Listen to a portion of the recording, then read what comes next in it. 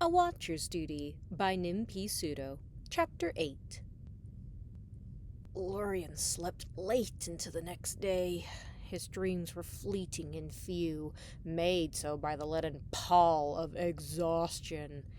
Even after waking, he remained motionless in bed, staring at the vacant ceiling as he searched for the resolve to rise. Eventually he found it, and fought free of the sheets. With a groan, he stood and donned his cloak. Every inch of him ached, but he couldn't place why. He lifted his mask from the bedstand and emerged into the rain murmur of his common room. Even half asleep, he set to lighting candles with familiar ease.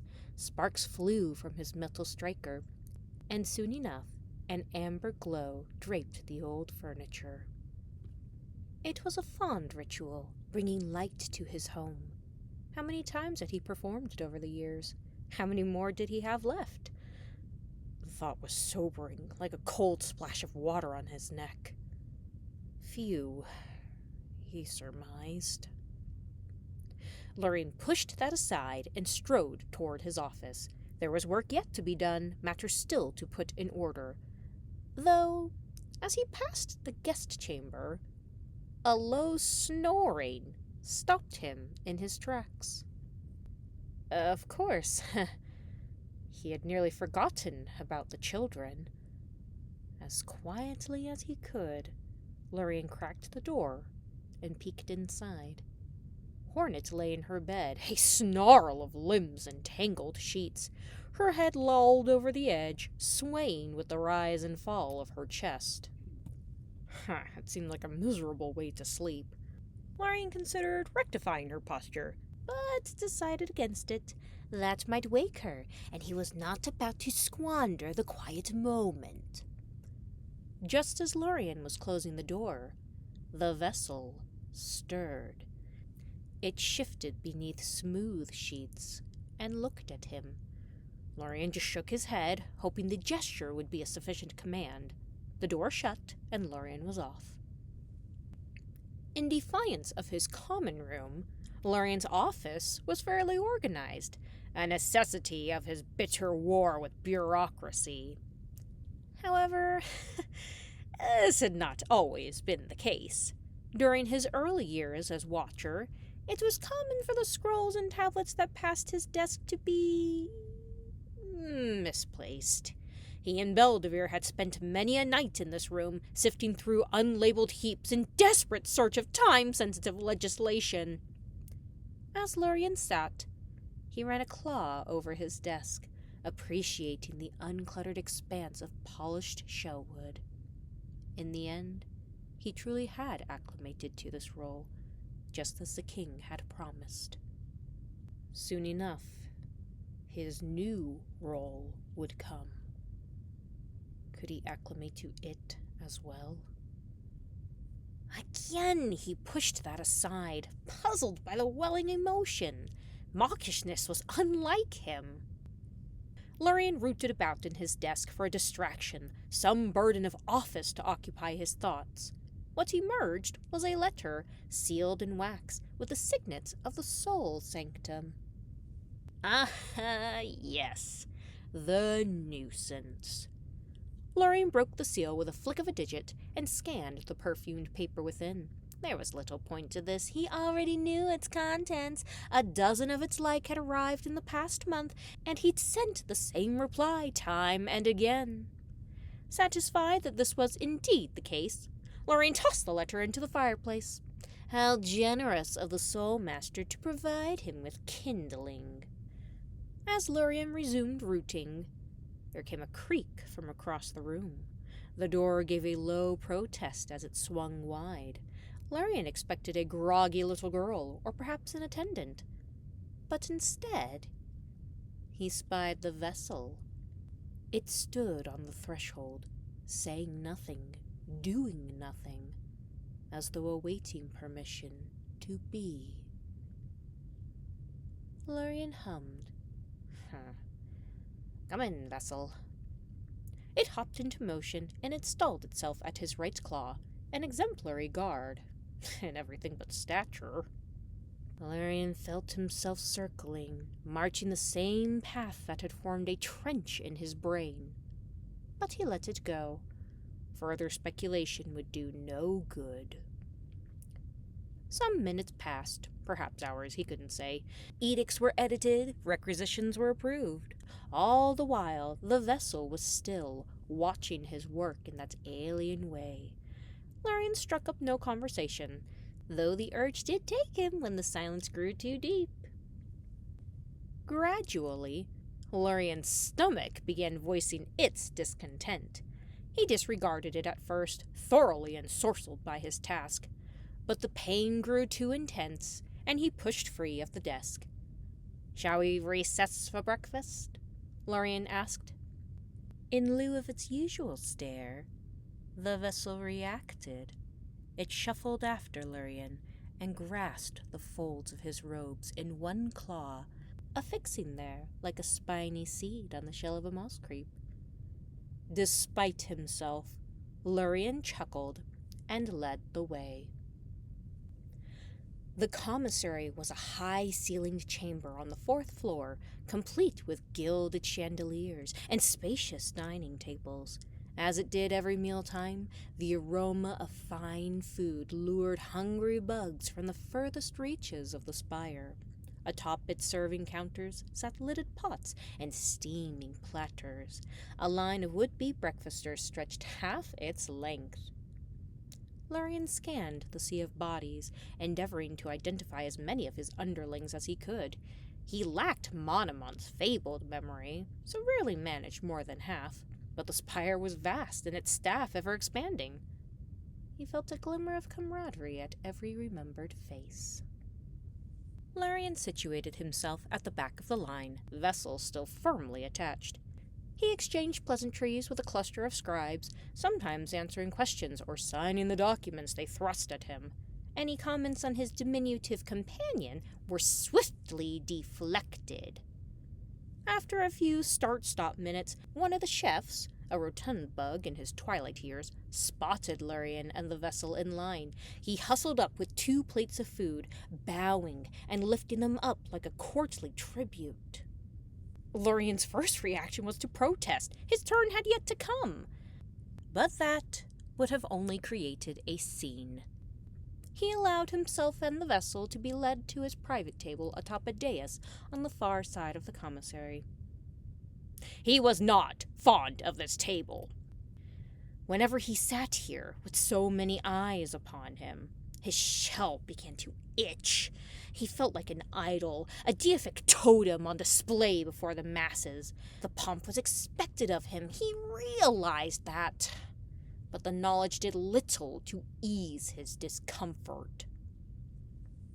The chef lingered, claws clasped, until Larian took his first bite and affirmed its excellence. The vessel sat across Larian in an oversized chair, usually reserved for noble visitors.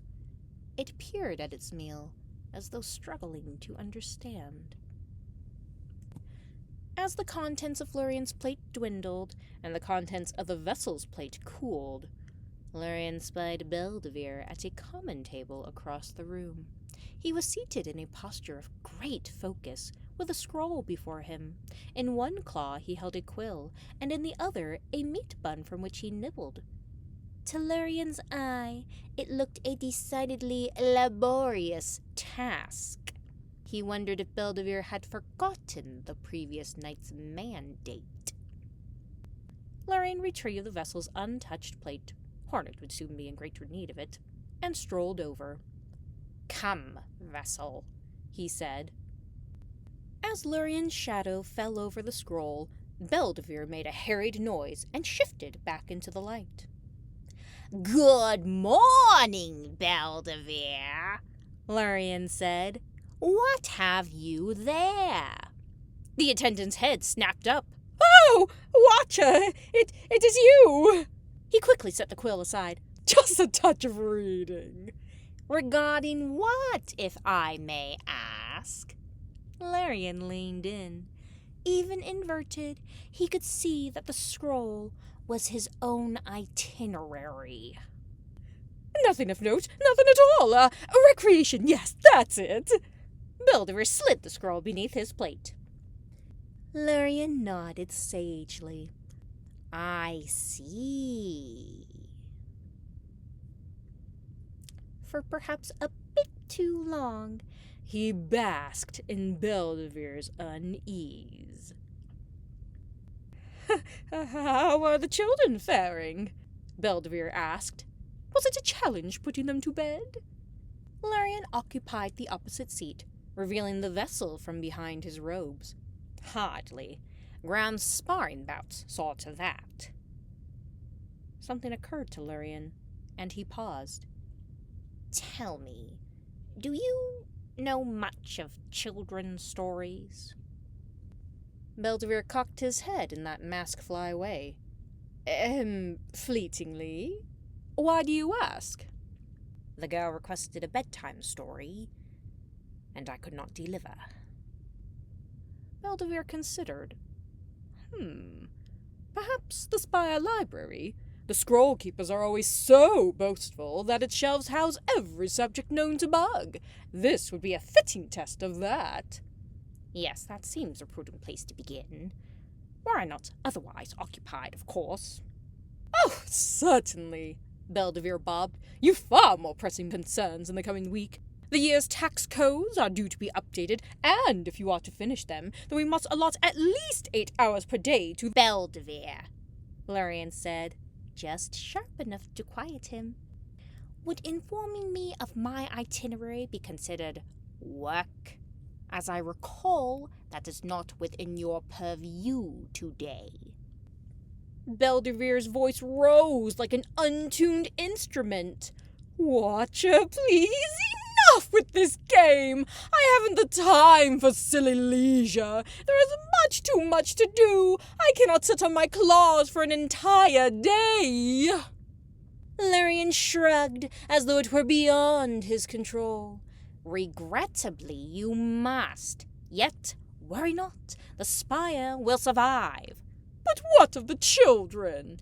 I imagine they will survive as well. No. Will you manage them without me? Surely you will need help.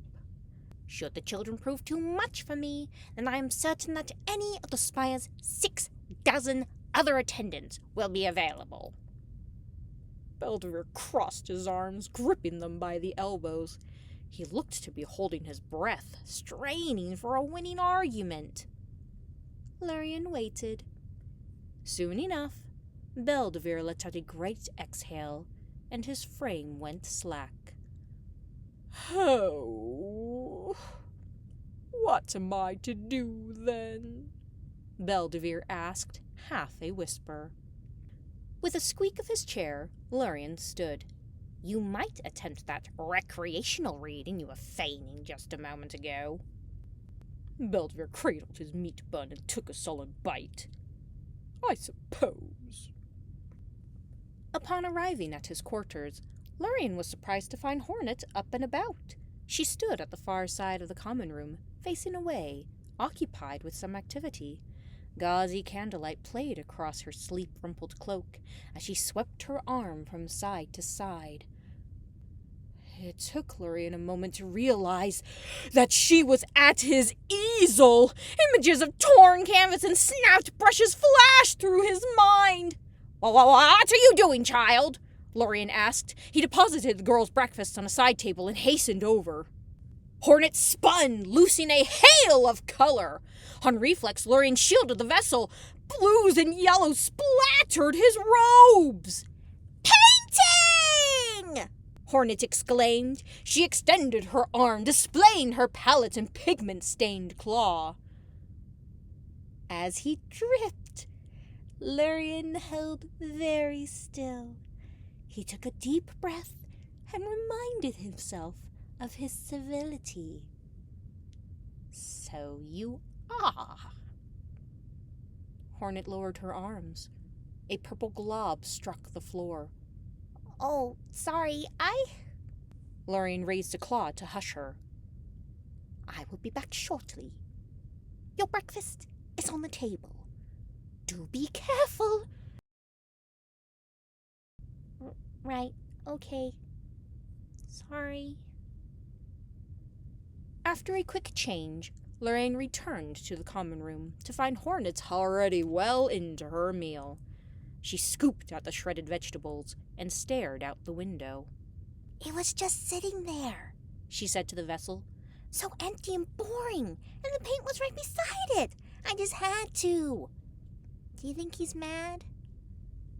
The vessel offered no counsel, its intent set on what she had made. Lorraine was about to announce himself, but instead followed the vessel's eyes. Hornet's work was good! It shook Lorraine so much that he halted some paces off. It depicted the spire, viewed from afar at a low angle that accentuated the enormity. A thoroughfare, the same that Hornet had walked the night before, crawled infinitesimally toward the pinpoint of the spire's door. But this was not the focus of the painting, merely a tool of scale, for above it hung not the cavern's ceiling, but a sprawl of stars. They mingled and whirled, melting together into a slurry of color over a blanket of black. And amidst it all was one long yellow streak. His mark, he realized. This was the very same canvas he'd marred. How had this girl stolen his vision? When had she seen the stars? Who taught you this? Lorraine blurted. Hornet flinched and turned. What? Who taught you to paint? All she offered was a blank stare. The implementation of negative space, the expression of depth, the adherence to proportion, the sky! How? Hornet stifled a giggle. Nobody taught me. She skimmed her claw through the air. Did it trace the picture in my head? Isn't that what you do? Were it so easy, Lorraine muttered, striding over. Hornet shoveled down the remains of her meal and hopped up. She shadowed Lorraine as he inspected the painting up close. Is it good? She asked. I thought it was pretty good. Something cutting and small rose in Lorraine. It informed him of every trifling error within the piece, the occasional incongruence of color, the blotches of excessive paint. He almost voiced this, but caught himself mid-breath. Yes, Lorraine confessed. It is a marvelous work. Well done, child. Hornet hooked her claws behind her back and swayed, savoring the praise, though remaining quiet. They observed the painting, together there in the rain patcher, for some time, far longer than Lorraine thought Hornet capable. I'm glad you think so, she eventually said. If you do, then it must be good. She waved at Lorraine's other pieces, the rambling cityscapes, the modest still life, the stray portraits. You've been doing this for a long time, huh? I suppose I have, Lorraine said. At that, Hornet brought the moment to a close. She wiped the paint and vegetable scraps from her claws before turning away, as though the whole of the gallery had ceased to exist. So, she said, what are we doing today? Lorraine cleared his throat, if for no other reason than to collect himself. It hadn't occurred to him to pen a schedule for the children, though now that the question had been raised, the encroaching week spread out before him like an uninhabitable waste. Well, the amenities of the spire are available to you. Though perhaps not as grand as the Pale Court, you will find a plethora of diversions here. Hornet crossed her arms. Okay. Like what? There is a music lounge on the 6th floor. We did that yesterday. A sparring chamber on the 5th. I'm still a little tired. Another arts gallery on the 2nd. No more paintings today. A garden on the 8th. Maybe later. Very well. Larian said through a long exhale. Does something else intrigue you? The library looks fun. Yes, last night you seemed to quite enjoy careening from rack to rack like a careless grouse. However, the library is for enlightenment, not roughhousing. You will not be repeating that. I know. I meant for reading. Larian paused. Can you? Hornet jerked as though she'd sat on a thorn. Of course I can read! I'm not a baby! I know deep script and city script! I can even do some symbols! Larian adjusted his mask and recalculated. For some reason that he could not place, the girl's literacy had not been a possibility in his mind. I see. I can prove it! Hornet said, as though he'd just refuted her. Come on! The library bore a different aura than it had the night before. Gone was the stillness, replaced with an even tide of whispers and rustling silk. Bugs of all sorts perused the collection, scholars and dilettantes, nobles and commoners. They were monk-like in their reverence, every lifted scroll an irreplaceable treasure. Larian was not averse to this facet of the library. He enjoyed his peace, certainly, but there was something sublime in this collective pursuit of knowledge. He and Monomon shared that opinion, at least. Hornet led Lurian and the vessel through the maze of shelves, blurting out every sign she encountered. History! Nail fighting! Architecture! Transfiguration. Transfiguration! Lurian touched Hornet's shoulder, bringing her to a stop. You have made your point, child. I see that you are indeed an adept reader. The lady has done a fine job instructing you. Hornet gave him a hard look. The lady didn't teach me. The weavers did. Is that so? I had not expected the weavers to be the academic sort. Hornet broke the gaze, finding interest in the floor. Just because we're from Deepness doesn't mean we're dumb. Lurian retracted his claw. I was not implying that. Merely...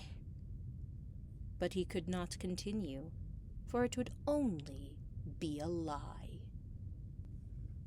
Beasts can be smart too, Hornet murmured. My mother is very smart. Lurian thought to distract from the suddenly grim subject by bringing up an extraneous fact about the library. But that was cowardice. He knew that much. Lurian squared his shoulders. You make a sound argument, Hornet. As a subject of Hallownest, I too often dismiss the other kingdoms. Please forgive my presumption.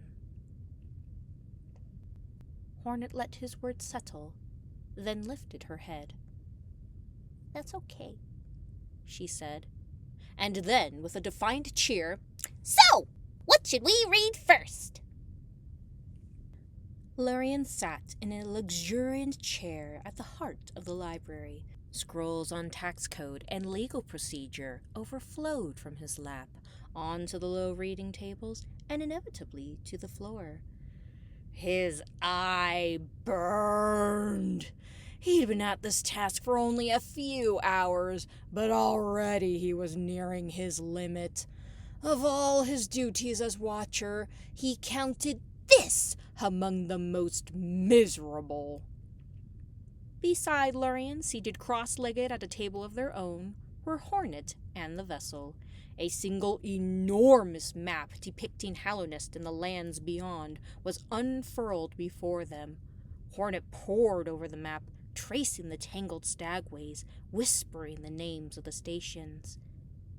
It's so big, she said, her awe almost comical. The map? Lurian asked. No, the world! Down in Deepness, the Weavers have a library. It's much smaller than this one. They have a map there too, but it only shows Deepness. When I was small, I used to think Deepness was all there was.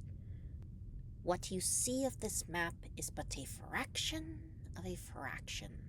Beyond our kingdom lies far loom, beyond that the land of storms, and beyond that more still, the likes one could not walk in 100 lifetimes.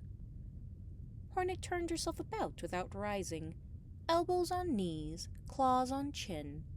She regarded him. Have you ever been to those places? Some, many years ago. Lurian thought he spied something like esteem in Hornet's look, but he returned to his work.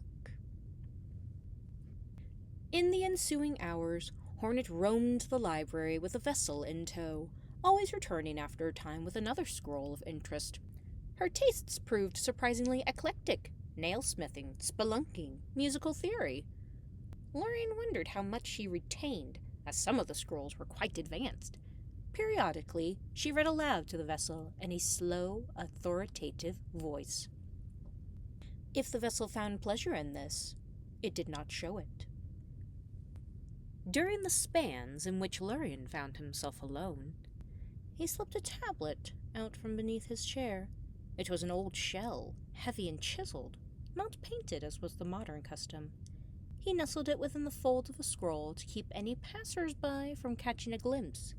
He didn't want anyone thinking that he spent his leisure time reading children's stories, after all. Lurian scoured the oversized script, but he noted no mention of a weaverling and a bell, a very hungry grub, or 3 little funglings. He had not been able to find any other tablets on children's stories. This was either an incomplete record, or Hornet's preferred bedtime fare was not common in Hallownest. Perhaps they were Deep Nest specific. Should he look for a scroll on Deep Nest customs instead? Before he could decide, a bell tolled, 3 precise notes that played off the high ceilings and pillars. Lurian, and all others familiar with the bell's significance, perked up, anticipating. "Attention, bugs of the spire!" called a raspy, far-off tenor. "Presenting the minister of the sanctum, molder of the immaterial, and scholar supreme, his lordship, Soul Master." Lurian cursed and shot to his feet. He left his chair and the tumble of scrolls behind, searching for a vantage point. He found a bench to stand upon, and no sooner did he rise than the hovering figure of Soul Master came into view. Atop the landing before the main entrance, a bell-wielding attendant seemed to be in discourse with Soul Master. The attendant bowed and gestured, primarily toward the door. Soul Master lifted his chin and sent a jolt of soul through his cloak, making it ripple ominously. The attendant stepped back, and Soul Master drifted into the library.